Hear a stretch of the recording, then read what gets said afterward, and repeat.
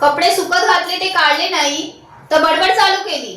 सकाळी लवकर उठते, राबराब राबते, कामं करते, हा ते दिसत नाही. चुका फक्त काढते.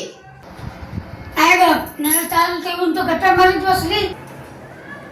लक्ष पण देणार. मी नाही, ह्यांनी चालू ठेवला.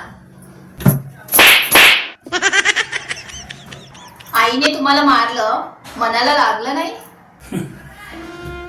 कसं आहे साक्षी, आई मारते ना ते अंगाला लागतं, मनाला नाही. तू तुझ्या आईचा कधी मार खाल्ला का? कधी तिच्यावर तू चिडली आहेस? कधी तिचा तिरस्कार केलाय का? अगं हिला पण तू आई समजून तरी बघ. तिने पण मला मुलगी समजून वागलं पाहिजे ना.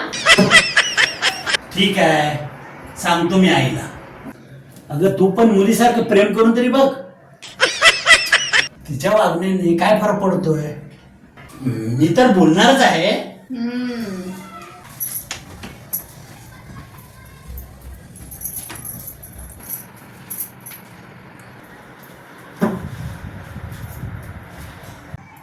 आई दमली आहेस तू, तुझ्यासाठी चहा बनवते. बस ग, तू पण दमला अशी किती कामा करशील.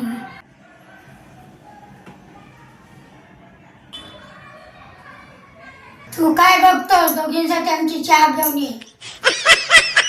अजून गेलंच नाही चहा आणू, जा घेऊन ये. प्रत्येक सुनेने सासूला आई समजले पाहिजे आणि प्रत्येक सासूने आपल्या सुनेला मुलगी समजले पाहिजे.